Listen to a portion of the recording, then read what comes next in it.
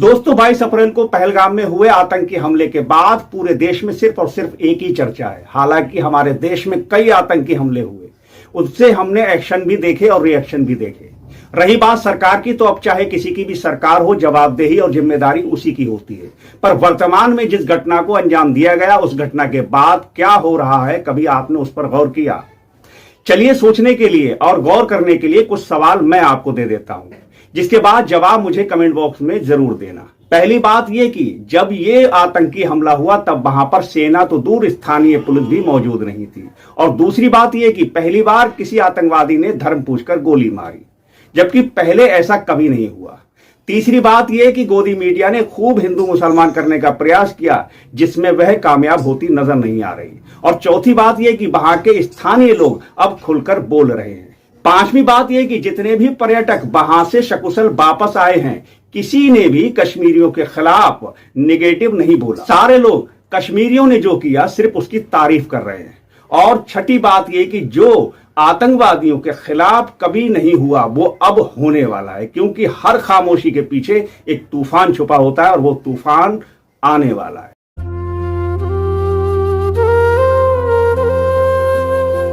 तो दोस्तों नमस्कार, मैं इरशाद अली और आप देख रहे हैं यूपी 76 न्यूज, खबर हमारी दुनिया तक।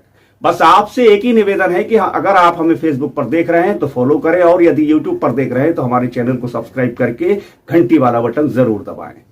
सबसे पहले मैं आपको बता दूं कि प्रधानमंत्री ने आतंकवाद को लेकर बहुत बड़ा ऐलान कर दिया है, और इस ऐलान के बाद अब ऐसा लगने लगा है कि पाकिस्तान की अब लुटिया डूबने वाली है। सिक्योरिटी फोर्सेस की बैठक के बाद प्रधानमंत्री ने कहा कि कार्रवाई के लिए हम सेना को खुली छूट देते हैं। सेना स्वतंत्र है, तरीका, टारगेट और समय सेना तय करे। और इस समय भारत में खूब बैठकों का दौर चल रहा है और लगता है कि अब इंतजार की घड़ियां समाप्त होने वाली हैं। हालांकि पाकिस्तान ने धमकियों के जरिए दबाव बनाने का प्रयास किया, लेकिन हमारा देश पर धमकियों का कोई असर नहीं हुआ। एक बात मैं आपको और बता दूं कि हमारे प्रधानमंत्री आतंकवाद को खत्म करने की बात कर रहे थे, पर पाकिस्तान हिंदुस्तान की बात करने लगा। पर अब बहुत हुआ, क्योंकि भारतीय सेनाओं को स्वतंत्रता से कोई भी निर्णय लेने का आदेश दे दिया गया है। और सेना का निर्णय तो आप अच्छी तरह से जानते ही होंगे। और सेना सिर्फ एक ही काम करती है, दुश्मनों का काम तमाम और सिर्फ खात्मा। दोस्तों जम्मू कश्मीर के 48 पर्यटक स्थल बंद कर दिए गए हैं। गृह मंत्री के साथ साथ सिक्योरिटी फोर्सेस की बैठक हुई। रक्षा मंत्री ने प्रधानमंत्री से मुलाकात की। Senior security in charge Ajit Doval से भी मिले। बाघा और अटारी बॉर्डर सील कर दिए गए हैं। पाकिस्तानियों को देश से जाने को कह दिया गया है। वहीं पाकिस्तान से भी भारतीयों को पाकिस्तान छोड़ने को कह दिया गया है।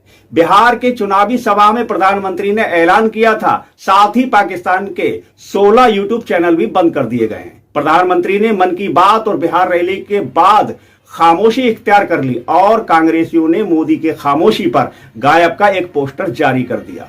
और ऐसा लग रहा है कि इस खामोशी के पीछे बड़ा तूफान छुपा है, जो सही समय पर आएगा। और लग रहा है कि इस बार आतंकवाद को ऐसा जवाब दिया जाएगा कि जिसे दुनिया देखेगी, क्योंकि सरकारी बैठकों से ऐसा ही लग रहा है। और अब बात करें कश्मीर की। भले ही लोग ये कहें धारा 370 हटने के बाद क्या हुआ, तो कुछ हुआ या नहीं हुआ, पर एक बड़ा बदलाव ये दिख रहा है कि कश्मीरी अपनी बात को बेखौफ और बेबाक तरीके से रख रहे हैं। और कश्मीर में ट्रेन पहुंच गई है, दुनिया का सबसे ऊंचा बड़ा और ब्रिज भी बन गया है।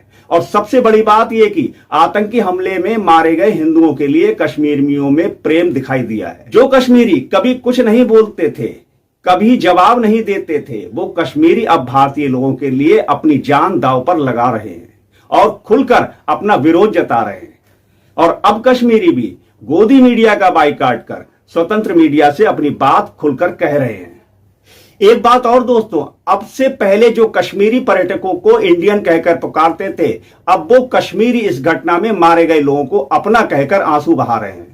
मेरा मानना है कि सिर्फ और सिर्फ कुछ लोग ही हैं जो इस घटना के बाद देश में हिंदू मुसलमान करने में लगे हैं, नहीं तो पूरे देश की एक ही आवाज है।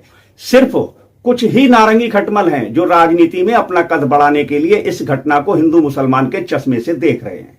और अब बात कर लेते हैं हिंदुस्तान के उन दो लोगों की कि जिन्होंने इस घटना को लेकर जो बयान दिए हैं वो वाकई काबिल तारीफ हैं, जिनके बयान सोशल मीडिया पर वायरल हो गए हैं और जिन्हें हर इंसान सुन व देख रहा है। पहले मैं आपको बता दूं कि चाहे सत्ता में बैठी भाजपा हो या विपक्ष में बैठी कांग्रेस, चाहे सत्ताधारी दल के सहयोगी दल हो या विपक्ष के सहयोगी दल, या चाहे वो लोग हों जिन्होंने आजकल धर्म की ठेकेदारी अपने हाथों में ले ली हो, किसी ने भी पहलगांव पर हुए आतंकी हमले और पाकिस्तान साथ ही इस हमले में मारे गए लोगों को लेकर ऐसा बयान नहीं दिया जैसा इन लोगों ने दिया है। इन्होंने इस घटना को राजनीति से दूर रखकर सिर्फ एक हिंदुस्तानी होने के नाते हिंदुस्तानी तहजीब को ध्यान में रखकर अपनी बात रखी है और ये बयान दिए हैं। जी हां दोस्तों, मैं बात कर रहा हूं दो ऐसे मुसलमान नेताओं की जिनको आपने जरूर सुना होगा, और नहीं सुना है तो जरा इन्हें सुने और गौर करें कि इन्होंने क्या क्या कहा है। जी हां दोस्तों, असदुद्दीन ओवैसी ने अपने बयान में पाकिस्तान की आतंकवाद की बड़ी ही कड़े शब्दों में आलोचना की है और जितना कोसना था उतना कोसा और गुस्से से लाल हो गए। दोस्तों, ओवैसी का यह बयान, ये गुस्सा किसी नेता, किसी सांसद या किसी पार्टी का नहीं, बल्कि यह गुस्सा एक हिंदुस्तानी का है। आप जरा इस बयान को सुनिए, क्योंकि ओवैसी के जो शब्द हैं वो एक भारतीय के शब्द हैं, जो अपने देश से मोहब्बत करता है, जो अपने देश के लिए कुछ भी कर सकता है, जो अपने तिरंगे के लिए मर मिटने को तैयार है। असदुद्दीन ओवैसी ने पाकिस्तान को जमकर धोया, आतंकवाद को खूब सुनाया, क्रिकेटर शाहिद अफरीदी को भी जवाब दिया और बिलावल भुट्टो को भी जमकर लताड़ा। से पाकिस्तान अपने मुल्क में दहशतगर्दों को ट्रेनिंग देता है भारत के खिलाफ। मैं मरकजी हुकूमत से इस बात का मुतालबा करता हूं, भारत के वजीर आजम से, कि वो फाइनेंशियल एक्शन टास्क फोर्स है जिसको FATF कहती है, हुकूमत की जिम्मेदारी है कि पाकिस्तान को ग्रे लिस्ट में डाले FATF की, और इसी तरीके से उनको माशी तौर पर पाकिस्तान को हम कमजोर करना बहुत जरूरी। दोस्तों, ये थे ओवैसी, लेकिन जब ये आतंकवादी हमला हुआ तब सबकी नजरें कुछ ना कुछ तलाश रही थी और जिम्मेदारों की ओर आशा भरी नजरों से देख रही थी कि जिम्मेदार इसकी जिम्मेदारी लेंगे या नहीं। लेकिन ऐसे में एक शख्स निकलकर सामने आया और उसने ये जिम्मेदारी ली। जी हां, हम बात कर रहे हैं जम्मू कश्मीर के मुख्यमंत्री उमर अब्दुल्ला की। उमर अब्दुल्ला जब सामने आए तो बड़े भावुक हो गए, उन्हें अपने पद पर होने की घृणा होने लगी। उन्होंने जो कुछ कहा उसमें उनका गला भर आया।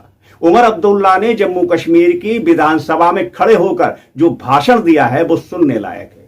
यदि आपने नहीं सुना है तो जरूर सुने। आप उत्तर से लेके दक्षिण, पूरब से लेके पश्चिम, कहां अरुणाचल, कहां गुजरात, कहां जम्मू कश्मीर, कहां केरला और बीच की सारी रियासतें, पूरा मुल्क इस हमले के लपेट में आया है। ये सही है स्पीकर साहब, ये पहला हमला नहीं था। हमने कई हमले होते हुए देखे। हमने अमरनाथ यात्रा के कैंप पे हमले होते हुए देखे, हमने डोडा के मुख्तलिफ गांवों पे हमले होते हुए देखे, हमने कश्मीरी पंडितों के बस्तियों पे हमले होते हुए देखे, हमने सरदारों के बस्तियों पे हमले होते हुए देखे। लेकिन एक बीच का ऐसा वक्त आया था, ये बाईसरन का हमला 21 साल के बाद इतना बड़ा हमला हुआ है सिविलियन। हमें लग रहा था कि ये हमले जो हैं ये अब हमारे माजी का एक हिस्सा है, their part of our past. ये हमारे आज की कहानी नहीं है, ये हमारा मुस्तकबिल नहीं है। लेकिन बदकिस्मती से बाईसरन ने दोबारा वो हालात यहां पैदा किए, जबकि हमें लगता है कि पता नहीं अगला हमला कहां पे होगा। मैं अपनी जगह, क्योंकि उस दिन लीडर ऑफ द ऑपोजिशन के साथ मैं भी पुलिस कंट्रोल रूम पर मौजूद था जब हमने 26 लोगों को वहां पे श्रद्धांजलि पेश की। मेरे पास अल्फाज नहीं थे कि मैं क्या कह के उनके घर वालों से माफी मांगूं। ये जानते हुए कि जम्मू कश्मीर की सिक्योरिटी, जम्मू कश्मीर की सुरक्षा, जम्मू कश्मीर के लोगों की चुनी हुई हुकूमत की जिम्मेदारी नहीं है, लेकिन तब भी यहां के वजीर आला की हैसियत से, यहां की टूरिज्म के मिनिस्टर की हैसियत से मैंने इन लोगों को दावत दी थी यहां आने की। मेजबान होते हुए मेरी जिम्मेदारी थी कि सही सलामत मैं इन्हें यहां से वापस भेजूं। नहीं भेज पाया और माफी मांगने के अल्फाज नहीं थे। क्या कहता हूं उनको? उन छोटे बच्चों को जिन्होंने अपने वालिद को खून में लपेटा हुआ देखा, उस नेवी अफसर की विधवा को जिनको शादी हुए ही चंद दिन हुए। दोस्तों, एक बात तो साफ है कि ओवैसी हो या उमर अब्दुल्ला हो, चाहे कोई भी हो, अब ऐसा लग रहा है कि हर किसी के लिए हिंदुस्तान पहले है, देश का संविधान पहले है, हमारे देश के नागरिकों की सुरक्षा पहले है, बाद में है सारी बातें। दोस्तों, हो सकता है कि हमारे इस वीडियो की क्वालिटी आपको पसंद नहीं आए, क्योंकि हमारे पास वो इंस्ट्रूमेंट नहीं है जिनकी जरूरत है। इसलिए हमारे इस क्यूआर कोड को स्कैन कर या हमारे इस मोबाइल नंबर के जरिए आप जो भी हो सके हमारी मदद करें, ताकि हम स्वतंत्रता के साथ सबकी बात रखें। और इस खबर को लेकर यदि आपकी कोई भी प्रतिक्रिया है तो कमेंट बॉक्स में हमें कमेंट करके जरूर बताएं और देखते रहें यूपी 76 न्यूज, क्योंकि हम जल्द लौटेंगे किसी दूसरी खबर में। तब तक के लिए जय हिंद।